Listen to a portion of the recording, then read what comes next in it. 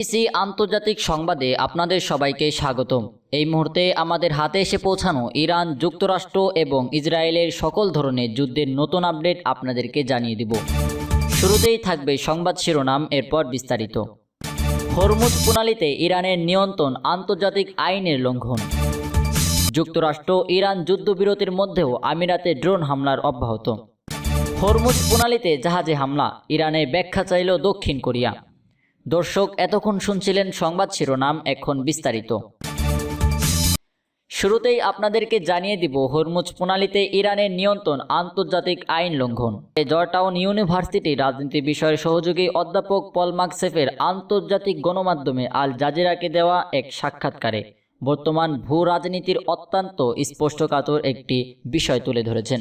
অত্যন্ত স্পষ্টভাবে উল্লেখ করেছেন, কৌশলগতভাবে গুরুত্বপূর্ণ হরমুজ প্রণালীর উপর ইরানের এক স্বচ্ছ নিয়ন্ত্রণ প্রতিষ্ঠা এবং নৌযান চলাচলে বাধা সৃষ্টির প্রচেষ্টা সম্পূর্ণভাবে আন্তর্জাতিক আইনের পরিপন্থী। অধ্যাপক মাসগেফের মতে, ইরানের এই ধরনের পদক্ষেপ জাতিসংঘের সামুদ্রিক আইন বিষয়ে কনভেনশনের নীতিগুলোকে সরাসরি লঙ্ঘন করে। আন্তর্জাতিক এই আইন অনুযায়ী যে কোনো আন্তর্জাতিক নৌপথে সব দেশের বাণিজ্যিক জাহাজে অবাধ ও নিরাপদ যাতায়াতের অধিকার রয়েছে। ইরান এই আইন অমান্য করায় বৈশ্বিক সামুদ্রিক নিরাপত্তা ও বাণিজ্যের ক্ষেত্রে একটি অত্যন্ত বিপজ্জনক এবং ক্ষতিকর নজির সৃষ্টি হচ্ছে।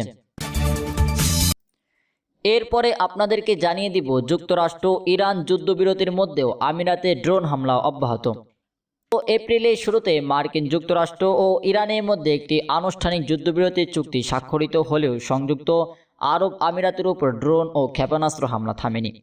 8 এপ্রিল দুই দেশের মধ্যে যুদ্ধবিরতি কার্যকর হওয়ার পর থেকে এখন পর্যন্ত আরব আমিরাতকে লক্ষ্য করে একাধিক ড্রোন হামলা চালানো হয়েছে, যা মধ্যপ্রাচ্যের সামগ্রিক স্থিতিশীলতাকে নতুন করে ঝুঁকির মুখে ফেলছে। চলমান এই সংঘাতের শুরুর দিকে ইরান স্পষ্ট জানিয়েছিল যে সব প্রতিবেশী দেশে মার্কিন সামরিক ঘাঁটি রয়েছে এবং যারা ইসরায়েলি স্বার্থ রক্ষা করছে তাদের লক্ষ্য করে এই হামলা চালানো হচ্ছে। তবে এই বৈরী পরিস্থিতির মধ্যে সংযুক্ত আরব আমিরাতকে সবচেয়ে বড় ক্ষয়ক্ষতির শিকার হতে হয়েছে বলে জানিয়েছেন।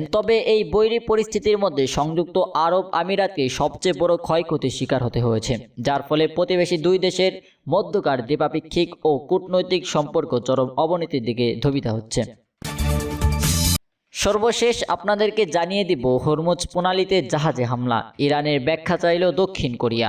কৌশলগতভাবে অত্যন্ত গুরুত্বপূর্ণ হরমুজ প্রণালীর কাছাকাছি এলাকায় দক্ষিণ কোরিয়া একটি মালবাহী জাহাজে হামলার ঘটনার পর এর কারণ ও বিস্তারিত জানতে ইরানের কাছে আনুষ্ঠানিক ব্যাখ্যা চেয়েছিল দক্ষিণ কোরিয়া। দক্ষিণ কোরিয়ার পররাষ্ট্রমন্ত্রী সো হিউন ইরানের পররাষ্ট্রমন্ত্রী আব্বাস আরাগচির সঙ্গে এক জরুরি ফোনালাপে এ দাবি জানান। ফোনালাপে দক্ষিণ কোরিয়ার পক্ষ থেকে জাহাজটির নিরাপত্তা বিঘ্নিত হওয়ার বিষয়ে গভীর উদ্বেগ প্রকাশ করা হয় এবং ঘটনার সুষ্ঠু তদন্তের আহ্বান জানানো হয়। এর আগে দক্ষিণ কোরিয়ার একজন শীর্ষস্থানীয় সরকারি কর্মকর্তা এই হামলার পেছনে অন্য কারো হাত থাকার সম্ভাবনা নাকচ করে দিয়েছিলেন।